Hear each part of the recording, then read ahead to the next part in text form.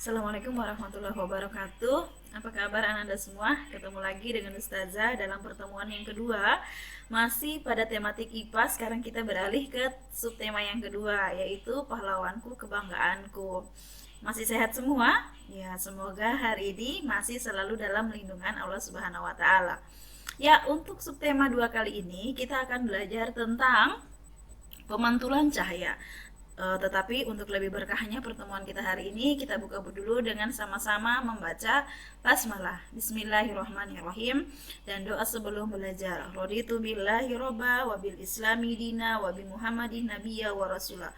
Rabbi zidni ilman warzuqni fahman. Oke, sekarang kita masuk ke subtema yang kedua, pahlawanku kebanggaanku, dengan muatan IPA yang berjudul pemantulan cahaya.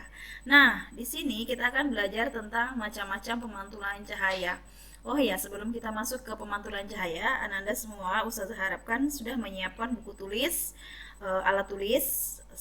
Jadi sebentar, selain Ananda menyimak, Ustazah harapkan Ananda juga mencatat apa saja yang sudah Ananda dengarkan dari video pembelajaran hari ini. Catatannya tidak perlu dikumpul, hanya buat pembelajaran buat di rumah saja. Ya, di dalam Al-Quran itu banyak sekali ya diceritakan tentang cahaya. Salah satunya adalah di surah An-Nur yang artinya cahaya. Nah, di sini coba kalian semua ambil Al-Qur'annya, kemudian lihat surah An-Nur ayat ke-35. Ustazah akan membacakan artinya ya. Auzubillahiminasyaitonirrajim. Bismillahirrahmanirrahim.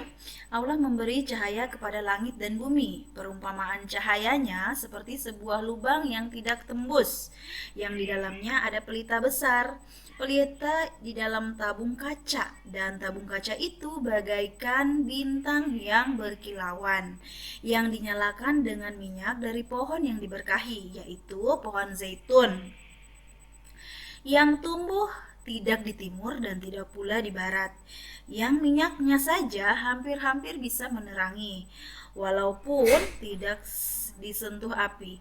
Cahaya di atas cahaya yang berlapis-lapis. Nah, Allah memberikan petunjuk kepada cahayanya bagi orang yang Dia kehendaki, dan Allah membuat perumpamaan-perumpamaan bagi manusia, dan Allah Maha mengetahui segala sesuatu. Subhanallah ya, semua sudah Allah atur di dalam Al-Quran dan hadisnya.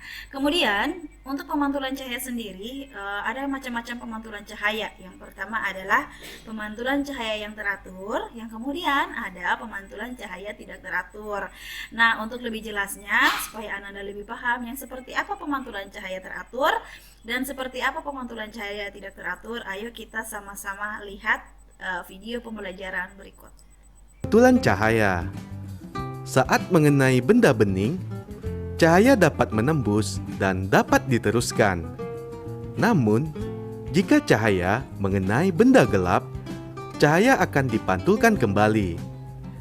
Pantulan cahaya dari suatu benda masuk ke dalam mata, sehingga kita dapat melihat benda tersebut.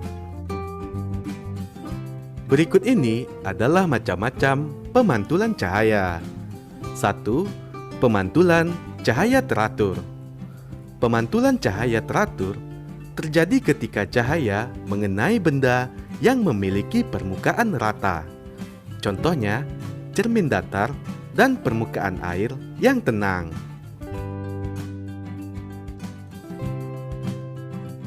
Yang kedua, pemantulan cahaya tidak teratur. Pemantulan cahaya tidak teratur terjadi ketika cahaya mengenai benda yang memiliki permukaan tidak rata. Contohnya, permukaan jalan yang berbatu.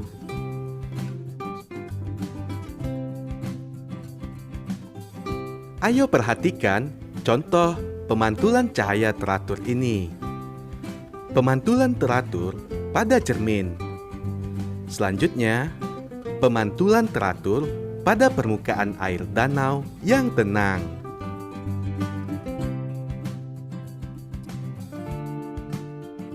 Contoh pemantulan cahaya tidak teratur.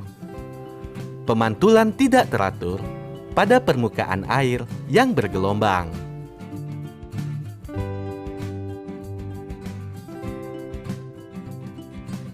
Alat optik. 1. Lup.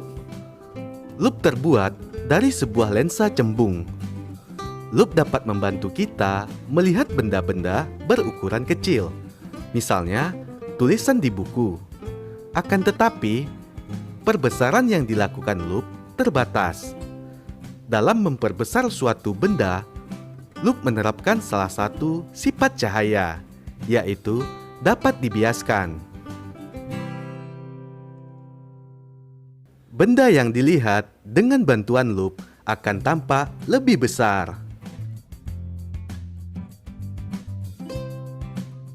2. Kacamata. Lensa kacamata terbuat dari lensa cekung atau cembung.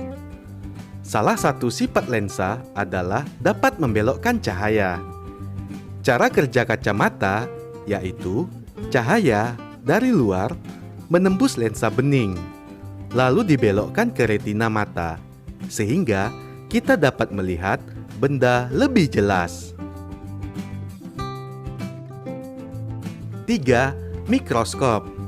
Mikroskop adalah alat yang digunakan untuk melihat benda yang tidak kasat mata, misalnya bakteri dan jamur. Mikroskop dapat memperbesar bayangan sampai 100 kali, sehingga kita dapat melihat benda yang kecil dengan jelas. Sekian pembelajaran hari ini. Semoga Allah memberkahi semuanya ya. Jadi kita dimudahkan. Sudah dicatat semua apa yang penting-pentingnya. Jika masih belum, silakan diputari kembali. Kemudian jangan lupa Ananda semua Ustazah ingatkan untuk lebih semangat, kemudian lebih disiplin dalam mengerjakan tugas yang diberikan oleh Ustazahnya ya. Karena semester 2 ini adalah semester kenaikan kelas ya. Ustazah tidak tahu sampai kapan pandemi seperti ini kita belajar secara daring. Insya Allah kapan-kapan Ustazah akan video call beberapa santri untuk kita bisa bertatap muka langsung. Kemudian jangan lupa untuk selalu mengisi lembar mutabaahnya ya. Ya, insya Allah kita bertemu lagi besok dalam subtema yang ketiga untuk muatan tematik IPA. Semoga dimudahkan, tidak ada halangan, senantiasa sehat. Kita tutup dulu pertemuan hari ini dengan sama-sama membaca hamdalah. Alhamdulillahirrabbilalamin. Disempurnakan dengan doa penutup majelis. Subhanakallahumma wa bihamdik asyhadu an la ilaha illa anta astaghfiruka wa atubu ilaik. Bye bye. Sampai ketemu besok.